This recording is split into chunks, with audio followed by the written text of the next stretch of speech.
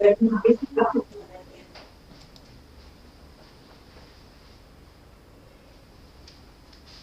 aguardan un instante que a veces el internet, bueno. Permitimos.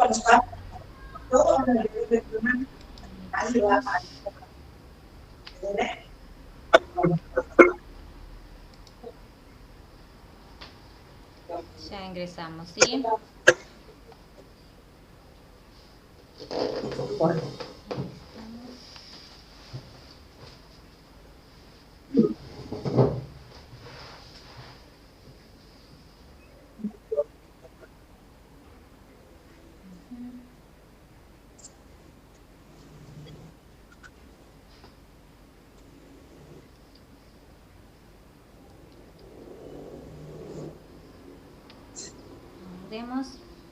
Ahí vamos. De nuevo a compartir.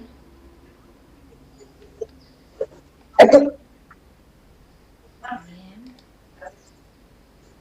Volvemos a compartir. Esto es la tecnología, el internet. A veces no nos funciona tan rápido como esperábamos. Ahí vamos a intentar de nuevo compartir. Aguarden un ratito. Ahí vamos.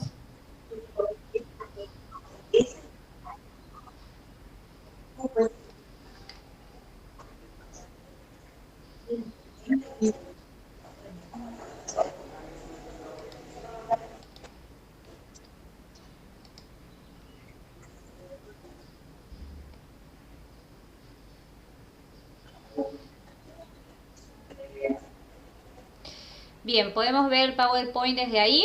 Curso de taller de ley de contrato de trabajo, ¿verdad? ¿Me confirman? ¿Sí, no? ¿Chicos? Sí. Bien. Sí. Vamos a hablar en cuanto al derecho laboral, de hecho la ley de contrato de trabajo, derechos fundamentales, tiene ciertos principios rectores importantes que lo vamos a ir enumerando, lo vamos a ir mencionando.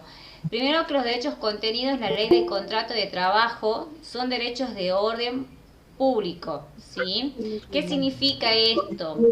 Que lo que está contenido en la ley de contrato de trabajo, ¿sí? No puede ser modificado ni siquiera por la voluntad de las partes, ¿sí? Es decir, si vamos a iniciar una relación laboral y nuestro empleador, si quiere hacernos firmar un contrato que vaya contra las disposiciones de la ley de contrato de trabajo, ese contrato no se considera nulo, ¿sí? ¿Por qué? Porque no puede ir, por más que lo firme el trabajador, ¿sí? Por más que él vaya, el trabajador convencido por su empleador que está firmando lo correcto, si ese contrato está violando alguna norma fundamental de la ley de contrato de trabajo, ¿sí?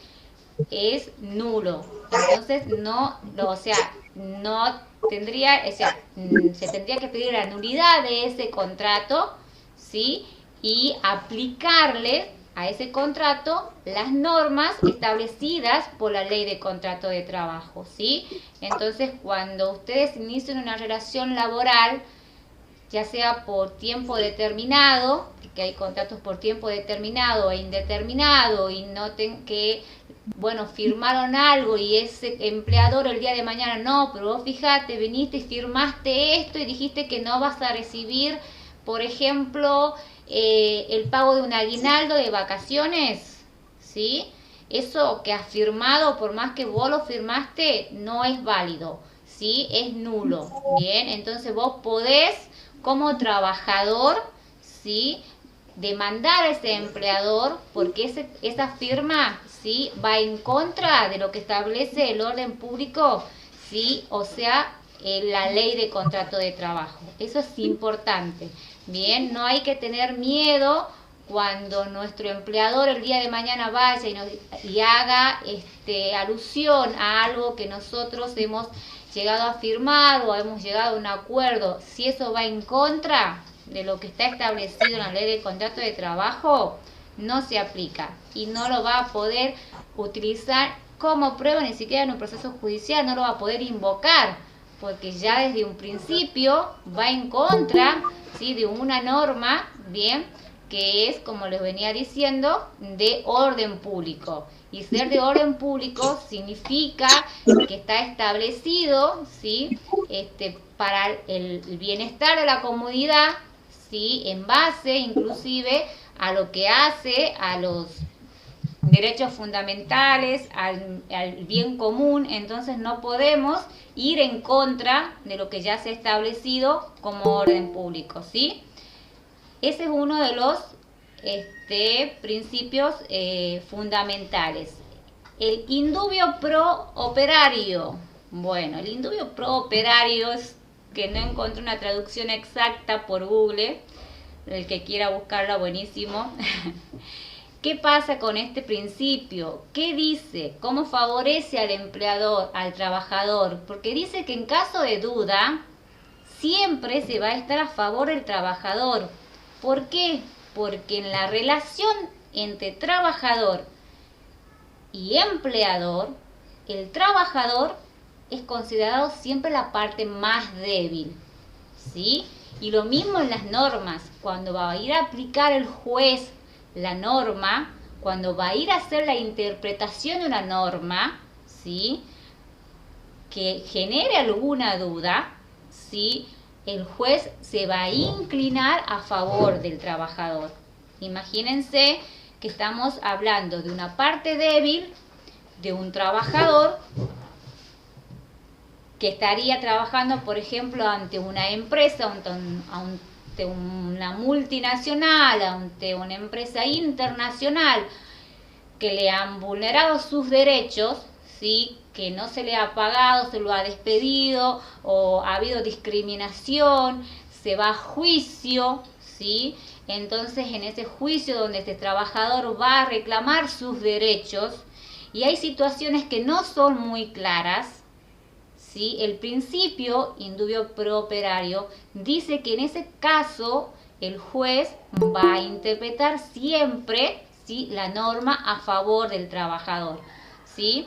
Es una manera de también decir, no tengan miedo, ¿sí?, de demandar a su empleador, porque ustedes como trabajadores, ¿sí?, tienen este principio que les garantiza, ¿sí?, que los van a tomar en cuenta como parte débil y que el juez, al momento de dictar sentencia y haya dudas con respecto a esa relación laboral, va a tomar en cuenta, ¿sí?, el carácter de parte débil del trabajador. Entre empleador y trabajador el trabajador sería esa parte débil y por eso este principio que yo les indico que se toma en cuenta, ¿sí? Irrenunciabilidad es otro principio. Será nula y sin valor toda convención de partes, porque acá hablamos de que se sientan dos personas a convenir algo que suprima o reduzca los derechos previstos en la ley, los estatutos profesionales y las convenciones colectivas, ya sea que al tiempo de su celebración o de su ejecución o del ejercicio de derechos provenientes de su extensión. Es decir, que de ninguna manera podemos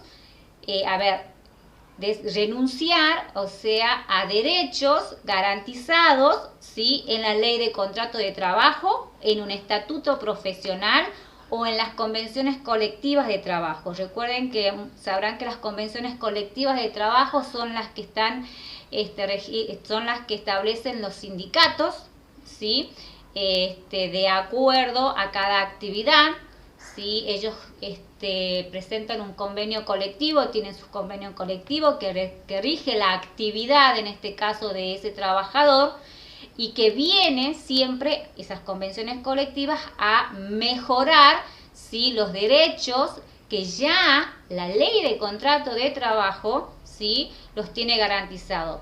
Cuando yo digo viene a mejorar, Me refiero a que el convenio colectivo de ninguna o estatuto profesional de ninguna manera puede establecer normas, ¿sí?, que vaya en contra de lo que ya la ley de contrato de trabajo sí ha establecido. Por ejemplo, las va a mejorar.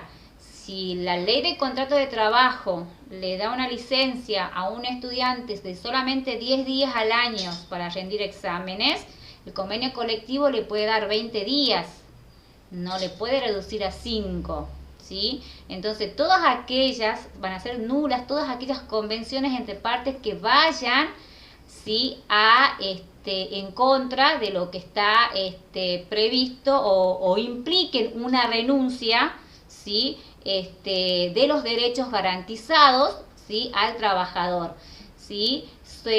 Van a ser irrenunciables todos los derechos que aparezcan en el contrato de trabajo en caso que haya un acuerdo entre las partes y decidan suprimir o reducir las normas de esta ley, van a ser nulas. Vuelvo a repetir, ahí dice, aunque haya un acuerdo entre las partes. ¿Qué parte? ¿Empleador o trabajador? Son nulas. Por ejemplo, no se pueden renunciar a las vacaciones, ¿sí? O sea, no puede estipularse por convenio entre las partes que no va a tener vacaciones. La ley de contrato de trabajo establece un régimen de licencia, ¿sí?, anuales, entonces no se renuncia a las vacaciones. A ver, me dirán, sí, bueno, pero yo he renunciado en este caso. Bueno, chicos, en ese caso, si han renunciado, han tomado a una decisión con el empleador, sepan que eso es nulo, ¿sí? Entonces, o el empleador me obligó a hacerlo, sepan que eso es nulo y se lo puede reclamar y se puede pedir, por ejemplo, en el caso de las vacaciones, que se le dé las vacaciones que correspondan, ¿sí? ¿Vamos bien hasta ahí? ¿Alguna duda? Estos son principios fundamentales. ¿Vamos bien hasta ahí? Tengo una consulta, Belén, Sí. con el tema de las vacaciones. Sí. ¿Qué pasa si voy postergando yo las vacaciones? Las postergo muchos Eso años y se me acumulan. Buena Eh, pregunta, porque pasa en muchos casos, sí, Fabián. Yo te explico, las vacaciones, según la ley de contrato de trabajo, se dan desde el 1 de octubre hasta el 31 de abril.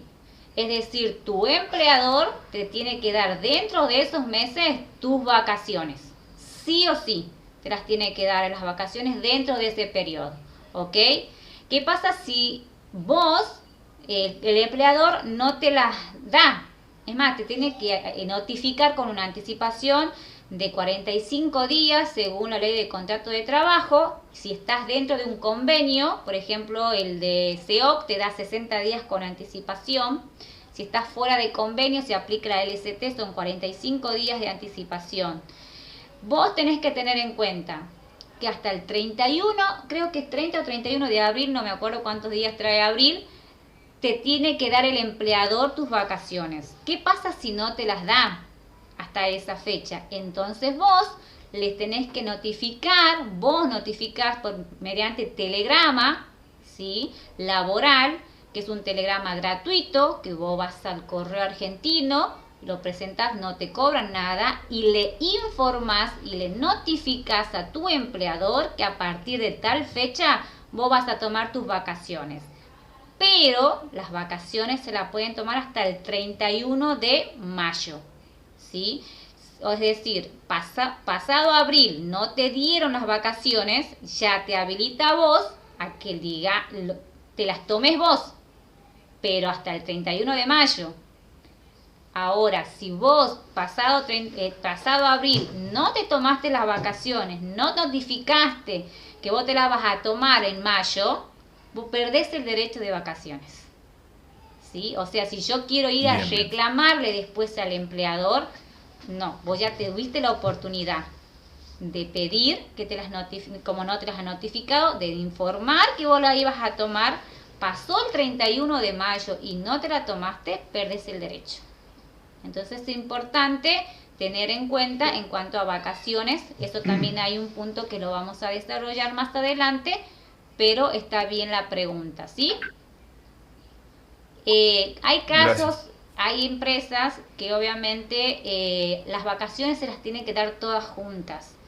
Es decir, según las vacaciones, según la antigüedad que tenga el trabajador en la empresa, van a ser la cantidad de días. Las vacaciones según la ley no se fraccionan, pero sabemos que en la práctica, llegando a un acuerdo con el empleador, pueden dividirse, ¿sí? Pero si es por ley y ajustarnos por ley, tienen que dártela y vos, por ejemplo, no quiero que me la dividan, yo las quiero tomar todas juntas. Sí, te tienen que dar todas juntas. Si a vos te conviene que te las fraccionen, bueno, ya arreglas con el empleador, siempre dentro de octubre a abril, ¿ok? Entonces, pero por lo general, te la tienen que dar sí o sí todas de una sola vez. Si son 35 días, los 35 días te los tienen que dar. Si a vos te conviene arreglar con él, eso ya es aparte, hay que ver cómo es el trato con el empleador también respecto a eso, ¿sí? Sustitución de las cláusulas nulas, como veníamos diciendo anteriormente, las cláusulas del contrato de trabajo que modifiquen en perjuicio del trabajador normas imperativas consagradas por leyes o convenios colectivos de trabajo serán nulas y se considerarán sustituidas de pleno derecho por estas. Es lo que veníamos diciendo en un contrato de trabajo.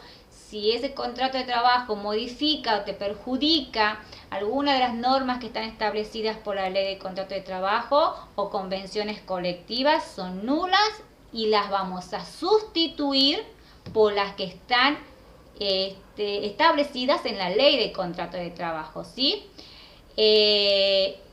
Eso la vamos a enmendar, por así decir, vamos a modificarlas y ajustarlas justamente a lo que hace a lo que hace la ley de contrato de trabajo. Prohibición de discriminaciones. Por esta ley se prohíbe cualquier tipo de discriminación entre trabajadores por motivos de sexo, raza, nacionalidad, tipo religioso, políticos, gremiales o de edad. No hay beneficios o desventajas una vez que tengo el contrato de trabajo. Es un principio general que no solamente se aplica obviamente en el ámbito laboral, ¿sí? Y el último principio que vamos a ir manejando y después vamos a entrar a los derechos fundamentales es la primacía de la realidad. ¿Por qué? Les explico primero. En caso de discordancia entre lo que ocurre en la práctica y lo que surge de los documentos o acuerdos, debe darse preferencia a lo que sucede en el terreno de los hechos. Ante el conflicto que sucede entre un contrato escrito y la realidad, siempre va a pesar más la realidad. Bueno, firmé un contrato de trabajo por 4 horas, pero estoy trabajando 8 horas. Entonces, ¿qué es lo que va a primar ahí? La realidad, lo que se da en la realidad, no lo que yo firmé en la documentación de 4 horas. Entonces hay una primacía de la realidad en el sentido de que se va a tomar en cuenta lo que sucede realmente en esta relación laboral, ¿sí? Más allá de lo que esté en los documentos registrados, porque no solamente me está haciendo trabajar. A ver, estoy registrado con 4 horas, no solamente en un contrato de trabajo, sino estoy registrada ante AFIP, estoy registrada en los libros de registro con 4 horas, pero en la realidad es distinta, estoy trabajando más horas. Entonces se toma en cuenta lo que sucede realmente, ¿sí? Son 6 principios, hay más principios, por ejemplo, el trato digno, que el empleador le debe al trabajador, que está garantizado también por la Constitución Nacional, ¿sí? Pero les remarqué los más fundamentales, ¿sí? Como para que ustedes tomen en cuenta, como les vuelvo a repetir, que es el objetivo del curso, ¿sí? Al momento de iniciar una relación laboral y para aquellos que están haciendo la carrera de abogacía, son principios fundamentales para que asesoren a sus clientes al momento de una consulta e indaguen todas estas cuestiones para saber cómo darles una solución, ¿sí? El curso se llama Ley de Contrato de Trabajo, Derechos Fundamentales. La Ley de Contrato de Trabajo es bastante amplia, ¿sí? Tenemos bastantes derechos, yo solamente remarqué 8 derechos fundamentales que a mí me gustaría que mis alumnos en este curso sepan, ¿sí? Y que salgan conociendo y que conociendo, difundiéndolo, y como alumnos también de la carrera de abogacía, enseñando, y como futuros abogados, defendiendo. ¿Ok? La jornada laboral es uno de los derechos fundamentales. Es un poco extenso porque esto está copiado de lo que hace la ley de contrato de trabajo, pero les voy a hacer un resumen. Primero, toda jornada de trabajo, quiero que sepan, no puede exceder de 8 horas diarias o 48 horas semanales. ¿Sí? Sabemos que hay gente que trabaja más de 8 horas diarias, pero que también nos dice que durante la semana el empleador puede distribuir esas horas, ¿sí? De tal manera que no supere las 48 horas semanales. Por ejemplo, se puede trabajar 9 horas de lunes a viernes y descansar los sábados y domingos. Si hacemos un cálculo, no llegamos a superar las 48 horas semanales. Entonces la idea es que no se supere las 8 horas diarias, ¿sí?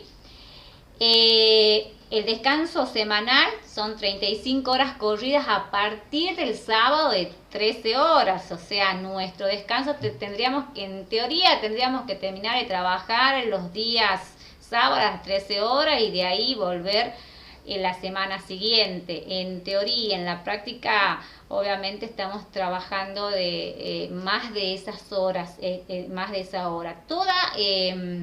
Cualquier exceso, ¿sí?, de las 8 horas diarias, ¿sí?, cualquier exceso se va a considerar ya horas extras. Y cuando hablamos de horas extras, estamos hablando de un pago extra también, ¿sí? Así que ya al punto final les voy a explicar el tema del pago extra, del pago por horas extras, ¿sí? Porque depende qué día se dé, trabajemos las horas extras, va a ser el porcentaje que se va a incrementar en tu remuneración, ¿sí?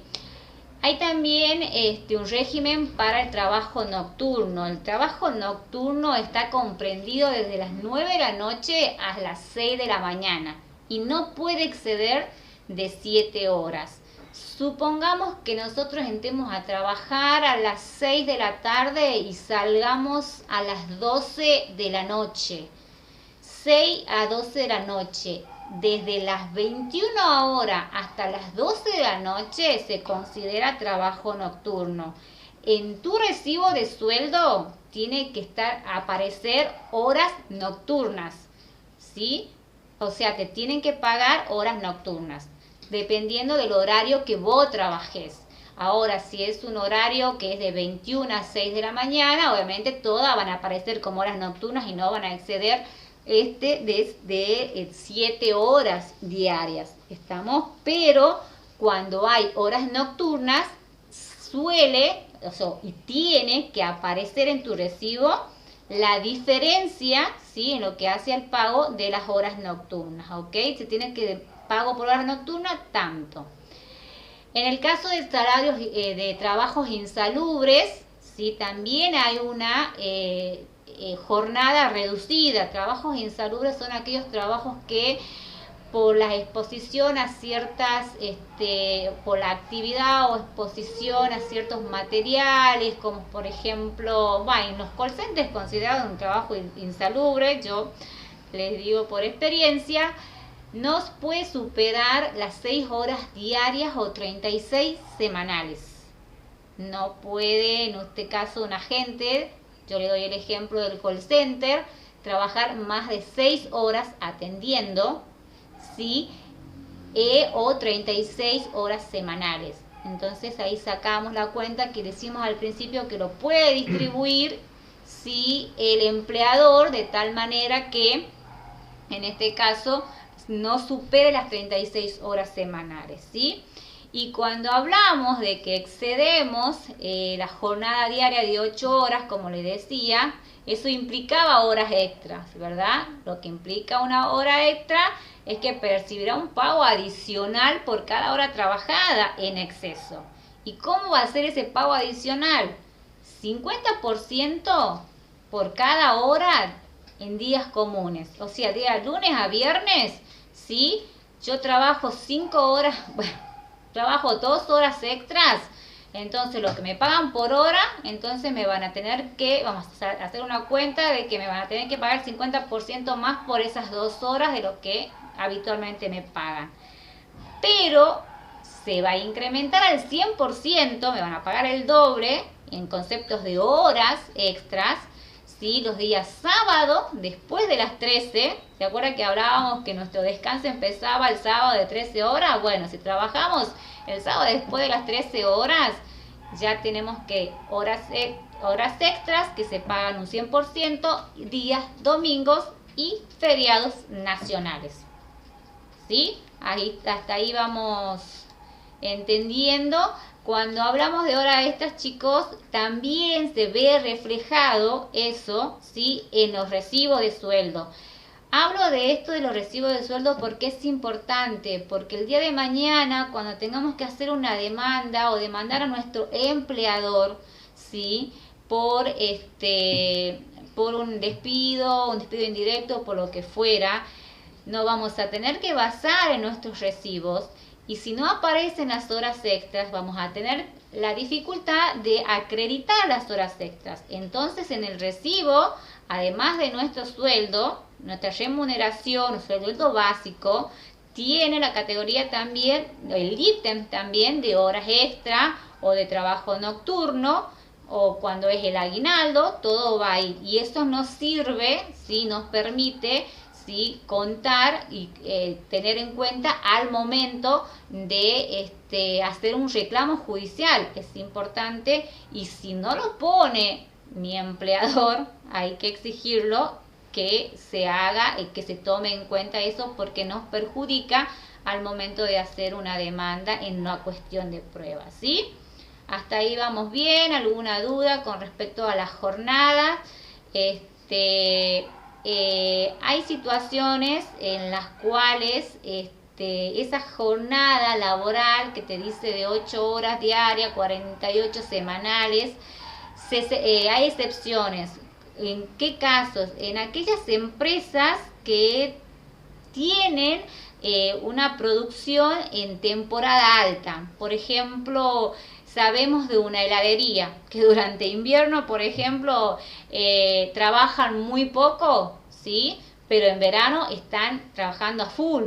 Entonces podemos hacer una excepción en cuanto al límite de las horas trabajadas diarias y dar y trabajar un poco más basándonos, ¿sí? En la actividad, bien, que se va a desarrollar, que desarrolla la empresa, se entiende como justificado. ¿Por qué? Porque en esa época es cuando más trabajan y más gente necesitan. Entonces ahí ese principio de la jornada laboral de 48 horas semanales como máximo puede ceder dependiendo la actividad del empleador. ¿Estamos? Son ejemplos que les puedo brindar que pueden llegar a modificar alguna normativa.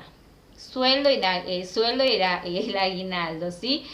Bueno, el pago de la remuneración es una obligación ya sabida del empleador por la labor que realizamos nosotros como trabajadores, ustedes como trabajadores. Va a variar obviamente según las horas trabajadas, las tareas realizadas, el convenio colectivo que rige la actividad del trabajador según su categoría. ¿Por qué? Porque cuando está un trabajador encuadrado dentro de un convenio colectivo, o sea, su actividad está encuadrada dentro de un convenio colectivo, los convenios colectivos, ¿sí?, tienen en este caso, ¿sí?, su escala salarial. Y esa escala salarial va por categoría, de acuerdo al trabajador, a la actividad que haga, está categorizado, y según esa categoría va a ser, que también figura en el recibo de sueldo, va a ser el sueldo según el convenio colectivo, ¿sí? Los trabajadores fuera de convenio, ¿sí? Bueno, la remuneración es convenida, en este caso con el empleador por el trabajo que desarrolla durante su jornada, ¿sí? Y bueno, la falta de pago de las remuneraciones, o sea, es un motivo de intimación y un motivo de despido indirecto por injurias. Un empleador que no nos está pagando las remuneraciones, lo estamos intimando y no hace el pago de los sueldos, sí, lo vamos a intimar primero y después, si no responde o no cumple, nos consideramos despedidos. Considerarse despedido se llama despido indirecto, es decir, no es que el empleador nos ha despedido, usted queda despedido, pero con su accionar, con la falta de pago de una remuneración, nos da a nosotros el derecho de considerarnos despedidos e iniciar las acciones judiciales para obtener el cobro, sí, obviamente, de lo adeudado y las demás indemnizaciones, ¿sí? En cuanto al sueldo, se tiene que dar por duplicado. Muchos casos ahora actualmente, por lo que hace a la virtualidad, los recibos de sueldo se firman digitalmente, entramos a alguna aplicación, pero en otros casos, otras situaciones, todavía se siguen entregando los recibos impresos. Un recibo para el empleador y un recibo que queda con el trabajador y el empleador con la firma del trabajador que recibió, ¿sí? Pero se tiene que entregar el recibo, ya sea por el medio virtual o ya sea por lo que hace a entrega impresa, ¿sí? Como lo han hecho muchos años y muchas empresas lo siguen haciendo, ¿sí? Pero que eso es lo que nos traen a veces como abogada, me traen toda una pila de recibos, ¿sí? Y empezás a analizar cada ítem cobrado, mal cobrado, y así con eso uno trabaja como abogado para poder después sacar el cálculo, ¿sí? Es importante el cálculo de las indemnizaciones. Yo a mis clientes por lo general les digo, guarden los recibos de sueldo. Si bien con el recibo de sueldo queda acreditada la relación laboral, en muchas ocasiones en este recibo de sueldo que nos presentan un recibo de sueldo donde el monto, ¿sí?, es mucho menor, ¿sí?, de lo que establece el convenio colectivo. Entonces yo con ese recibo yo voy a sacar el cálculo de lo que le han pagado y la diferencia que falta de pagar, porque ahí está en ese recibo que me has pagado menos cuando yo he trabajado más horas, o me has pagado menos cuando el convenio colectivo me decía que me tenía, o la escala salarial de mi convenio colectivo me decía que tenías que pagarme más. Entonces les recomiendo siempre guardar cuando son impresos, les dan impresos, guardar, ¿sí?, ese recibo que me sirve después para hacer un análisis y les va a servir a ustedes como futuros abogados para hacer el análisis y el cálculo y los rubros al momento de pedir una indemnización, caso de despido indirecto o el caso de un despido por, supongamos, justa causa, que a veces o la podemos cuestionar. Bueno, el aguinaldo, ¿sí?, el SAC, que todos lo conocemos, el sueldo anual complementario, ya lo sabemos, bueno, si no lo saben, lo explico, se divide en dos pagos, medio aguinaldo en junio y el otro en diciembre.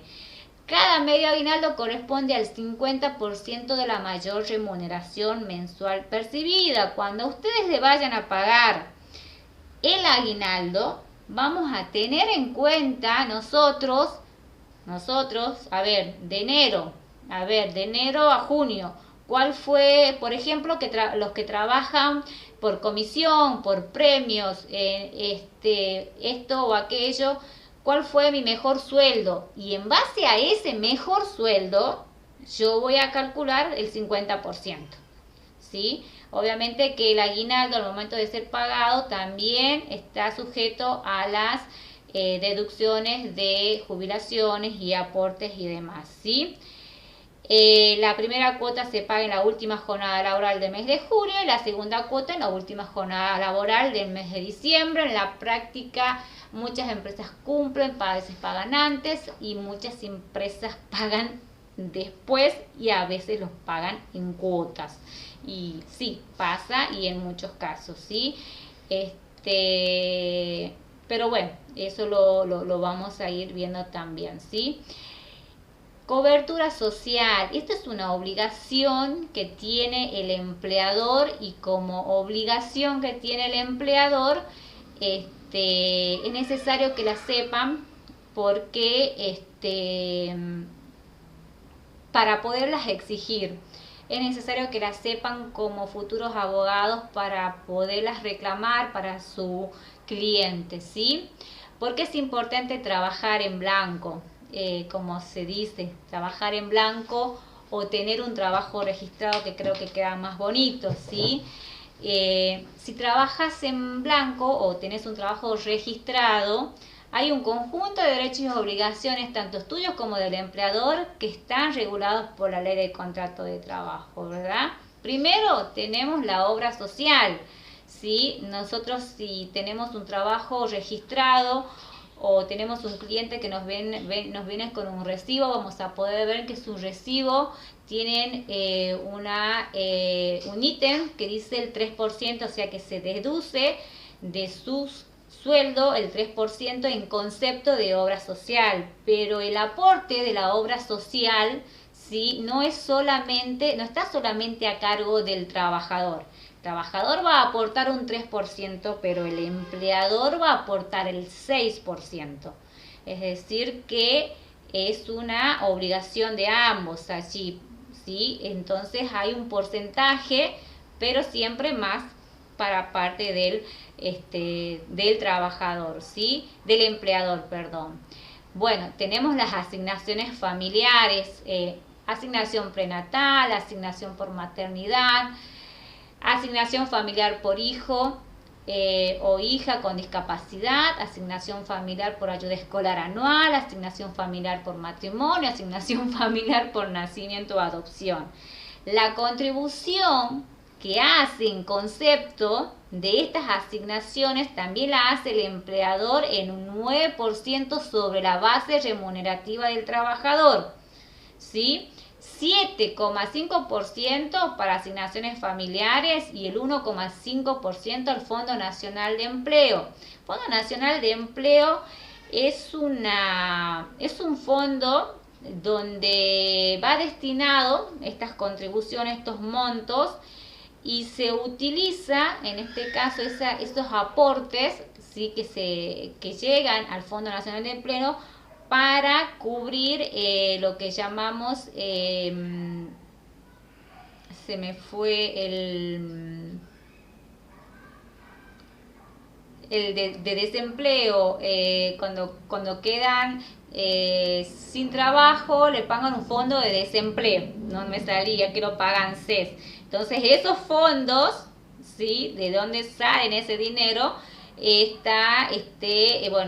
también está por medio de lo que contribuye, ¿sí?, el empleador. Y también cuando hay jubilados que siguen trabajando, ustedes van a ver, van a saber que cuando un jubilado puede seguir trabajando hasta los 70 años, ¿sí? Pero ¿qué va? En el recibo le aparece que le siguen descontando la jubilación, pero ya está jubilado. Bueno, le descuentan esa jubilación, pero ese 11% va a este fondo. Entonces este fondo permite a aquellos trabajadores que han quedado desvinculados, ¿sí?, poder cobrar el fondo de desempleo, que depende de la antigüedad, va a ser el monto que vayan a percibir, ¿sí? Obligación del empleador, ¿sí?, contratar una aseguradora de riesgo de trabajo. Ahí en ese caso no contribuye el trabajador, es una obligación. Lo que vaya a pagar por la aseguradora está a cargo del empleador y eso lo cotiza entre el empleador y la ART, ¿sí? El empleador tiene la obligación cuando ya, o sea, tiene la obligación de informarnos, de informar al trabajador, ¿sí? ¿Cuál es su ART? De entregar una credencial de la misma, que lo que es recomendable de entregar una credencial a la misma, que en esa credencial figure el nombre del trabajador, su CUIL, la empresa, ¿sí? Porque si hay un accidente in itinere, o sea, del trabajo a casa o de casa al trabajo, ¿sí? Tenga al menos la credencial, el número y pueda contactarse. ¿Por qué? Porque ante un caso de un siniestro, ¿sí? Laboral, la denuncia la puede hacer ante el mismo empleador o llamar directamente a la ART. Entonces, este trabajador tienes que saber cuál es, y no pasa en todos los casos, porque hay casos que contratan una ART, ¿sí? Y les informan cuál es la ART, pero después cambian de ART y nunca te informan cuál es tu ART.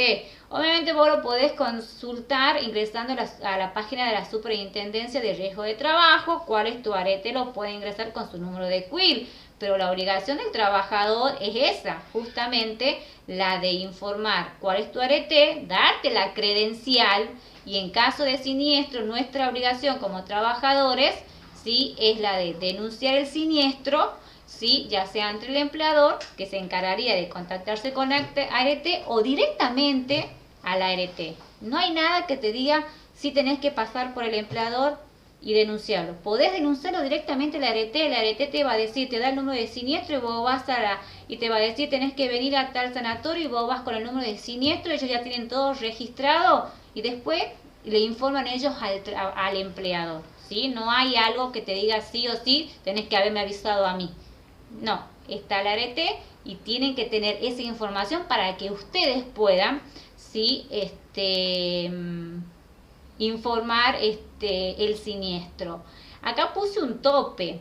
¿Por qué puse este tope? Hay 158.366 pesos de marzo del 2022. Cuando hablamos de asignaciones familiares, ¿se acuerdan que es una de las obligaciones del empleador? Sí, hay un tope. No todo trabajador las puede percibir. Depende del salario que perciba el trabajador, ¿sí? No es lo mismo un trabajador que cobre 50.000 pesos que un trabajador que cobre 250.000, 350.000 pesos. Hasta marzo del 2002, el tope para cobrar la asignación era de 158.336 pesos. O sea, si el trabajador cobraba eso o más, ya no tenía derecho, ¿sí?, a percibir las asignaciones, ¿sí? O van disminuyendo o va siendo cada vez menos lo que van cobrando, ¿sí? Ese sería el tercer derecho fundamental. Vamos a los aportes jubilatorios. Otro de los beneficios que les remarcaba también, y es muy importante porque la jubilación el día de mañana es nuestra subsistencia, nuestro medio de sobrevivir, de poder cubrir gastos, ¿sí? Otro de los beneficios de tener un trabajo registrado es el pago de los aportes jubilatorios, ¿sí? Y acá también hay una contribución dividida, ¿bien? Hay una contribución que hace el trabajador y hay la contribución que hace el empleador.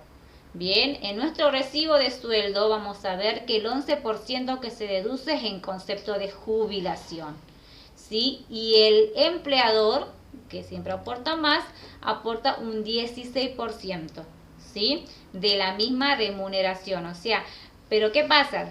El 11 y el 16 se toman de la remuneración bruta, o sea, se toma de lo que aparece como salario básico y de ahí vamos deduciendo, ¿sí?, el 11%, ¿sí?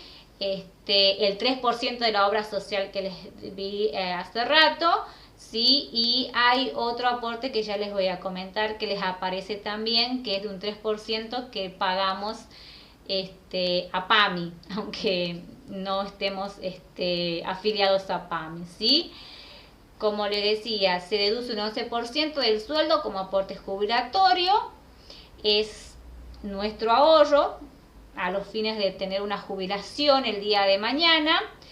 Ese dinero es retenido por el Sistema Integrado Provincial Argentino, que es el sistema jubilatorio que rige actualmente la Argentina. O sea, el que va a hacer la retención en realidad en nuestra remuneración va a ser nuestro empleador, ¿sí? Porque él nos va a descontar, pero él va a hacer el aporte, ¿sí? En este caso al SIPA, ¿sí? Al Sistema Integrado Previsional Argentino. Muy recomendable por mi parte que controlen y que enseñen a sus trabajadores, a sus clientes o a sus familiares, controlar que nuestra empresa, nuestro empleador esté haciendo los aportes jubilatorios, ¿sí? Y si no lo está haciendo, ¿se acuerdan cuando yo les decía guardar los recibos? Ahí es importante porque el día de mañana, si nuestro empleador no está haciendo los aportes, por ejemplo, tengo recibos de sueldo donde veo que sí me ha descontado, ese recibo de sueldo me sirve a mí para que yo vaya y haga valer esos años, ¿sí? Que en ANSES no me aparece. Ustedes pueden ingresar, ¿cómo vamos a saber que están haciendo los aportes? Pueden ingresar a mi ANSES, ¿sí? Ahí aparecen las opciones de trabajo. Y le da los trabajos que han tenido y le da los aportes que están haciendo. O sea que ahí aparece. También lo podemos hacer por AFIP, pero por otro medio, pero es más sencillo ingresarlo por ANSES. Y hay que controlar que lo venga haciendo. Y si no los hace, reclamarlos. ¿Me explico? Pero si no, al día de mañana, al momento de jubilarse, los recibos que nos entregan, ya sea digitales o ya sean impresos, nos sirven de prueba para esos años que nos dicen que, bueno, que sí han hecho el aporte, pero no está registrado, ¿sí? Y otro descuento que vamos a ver en cuanto al tema de jubilaciones, es un descuento que se hace al Instituto Nacional de Seguridad Social para Jubilados y Pensionados, más conocido como el PAMI.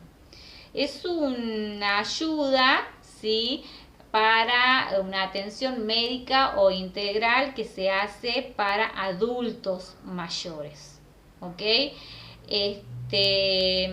Podemos hablar mucho en lo que hace el tema de jubilación, es un tema que estaría bueno poderlo desarrollar en otra clase, cómo hacemos un trámite de jubilación, cómo hacemos para contar los años, cuando tengamos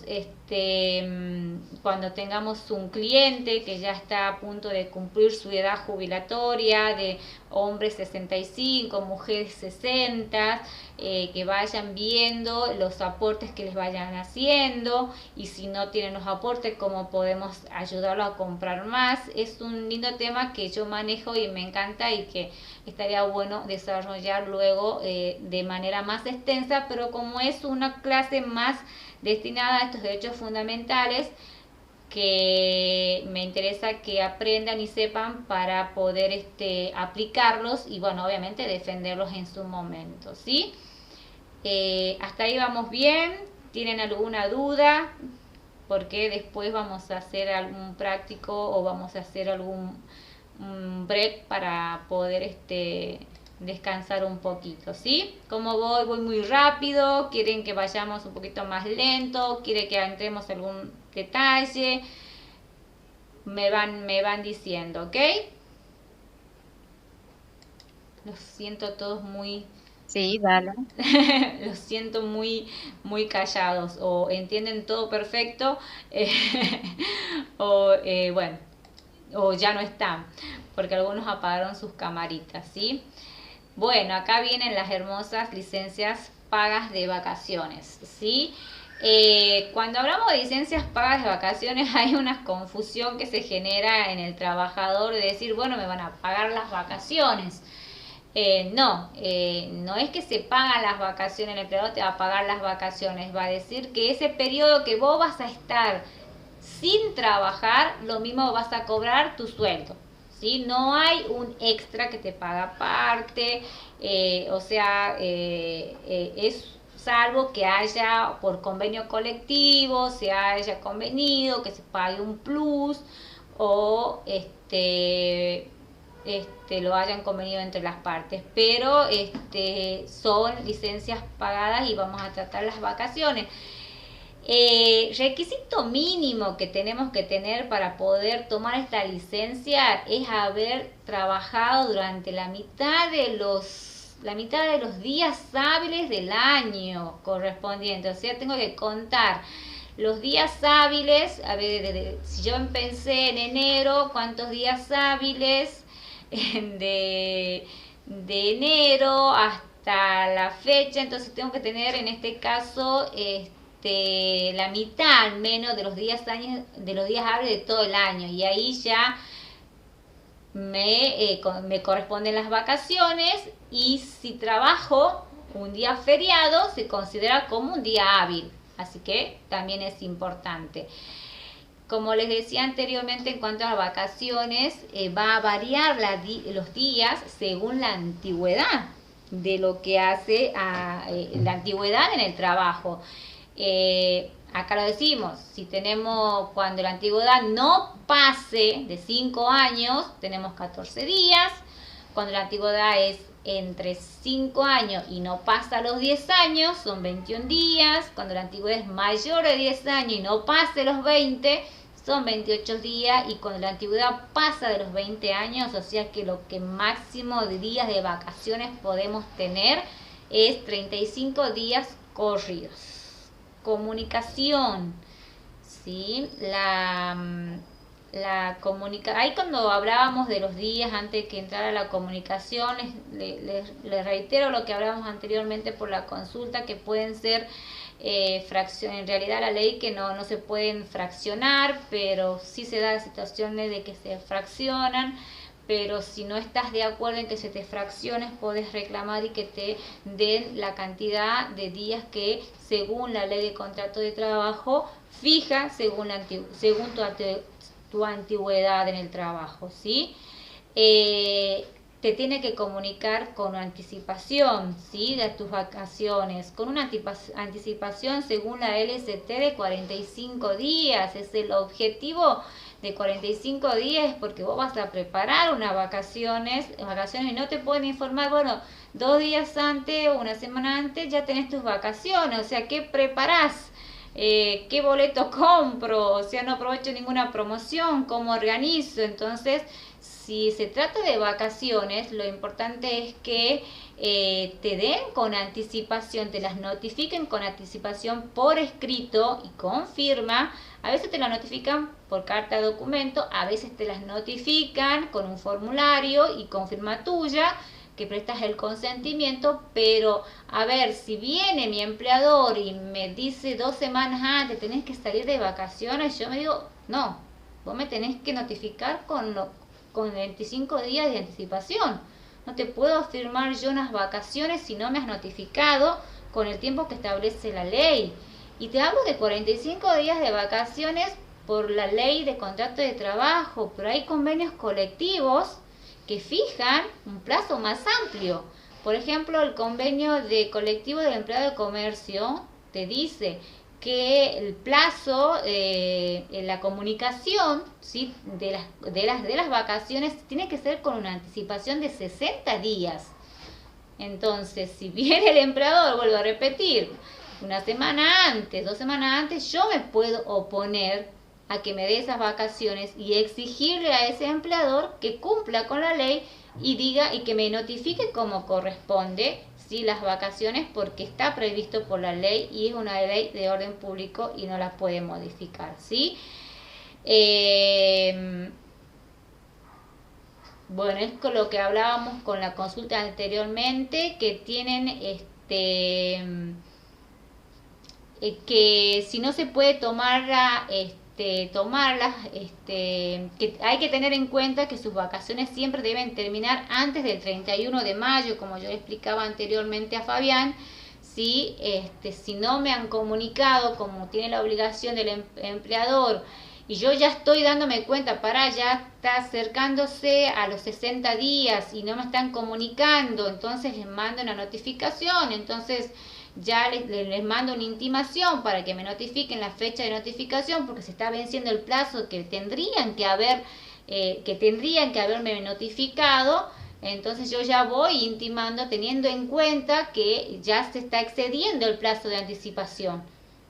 Se excedió, no importa, el plazo de notificación, lo mismo le voy intimando. Entonces llegaron a abril, entonces ya notifico, me las tomo las vacaciones. Me pasó en una situación de un trabajador que llegó a abril, a las últimas semanas de abril, que no le habían notificado sus vacaciones, entonces mandamos a notificar, ¿sí? A notificar a lo que sería al empleador que a partir de la fecha, porque le quedaban creo 15 días más o menos, que a partir de la fecha 2 de mayo, ¿sí? Se tomaba las vacaciones correspondientes al periodo del año en curso o el año anterior, como correspondiere, ¿sí? Pero es importante tener en cuenta la fecha de notificación, de comunicación de las vacaciones, en el caso que no se cumpla, cómo actuar en ese caso, en el caso que no responda a las intimaciones, y el derecho de nosotros de directamente tomarnos las vacaciones, ¿sí? Notificando que hasta, 2 de mayo hasta tal fecha me tomo las vacaciones y me voy de vacaciones. No me pagan las vacaciones, yo me voy de vacaciones, vuelvo a trabajar. Esos días que no me han pagado de vacaciones porque yo me fui a trabajar, yo los reclamo, ¿sí? Por diferencia salarial, o sea, tendrían que haberme pagado, no me lo pagaron, yo inicio el reclamo y me lo tienen que pagar como una diferencia salarial. Entonces está el derecho, ¿sí? Garantizado por la ley de contrato de trabajo. Son detalles importantes, ¿sí? Al momento de asesorar y al momento que nosotros, en este caso, vayamos a iniciar una relación laboral, ¿sí?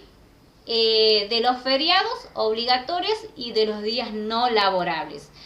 Lo tomé a este tema porque hay a veces muchas confusiones en cuanto a los feriados y a los días no laborables. Saben que por decreto, todos los años, ¿sí? Sacan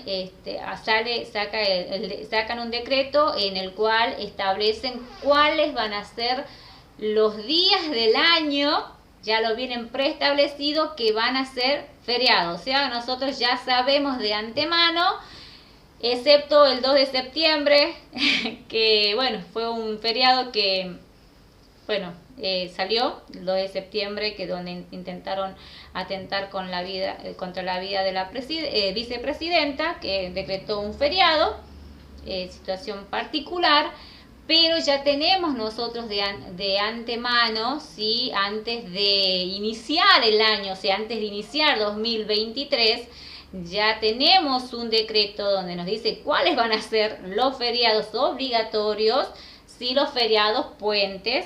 Entonces sabemos que los días feriados, ya sea estén dentro del convenio colectivo o estén fuera de convenio, esto es importante porque hay una confusión a veces que se genera y es importante, que ya les voy a explicar con un ejemplo.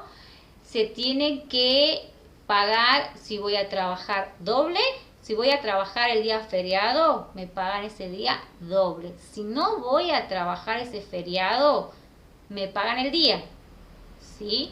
Pero me lo pagan, ¿sí?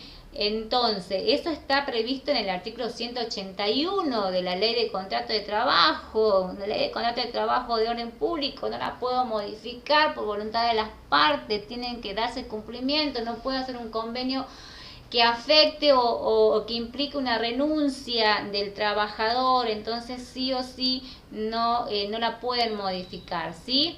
Los días feriados nacionales rigen las normas legales sobre los descansos dominicales en cuanto a la provisión del trabajo. En dichos días los trabajadores no gozarán, que no gozaren de la remuneración respectiva percibirán el salario correspondiente a los mismos, aun cuando coincidan con domingo. Todo trabajador que preste servicio por estar afectado a las excepciones previstas en aquellas normas legales, cobrará la suma que tenga asignada más una cantidad igual. Es lo mismo que les expliqué de manera teórica. Si trabajo el día feriado, me pagan doble. Si no trabajo, me lo pagan igual como un día normal. Pero están también los llamados días no laborables, que me acuerdo yo que cuando estuvimos con la presidencia de Macri, cuando se sacó el decreto,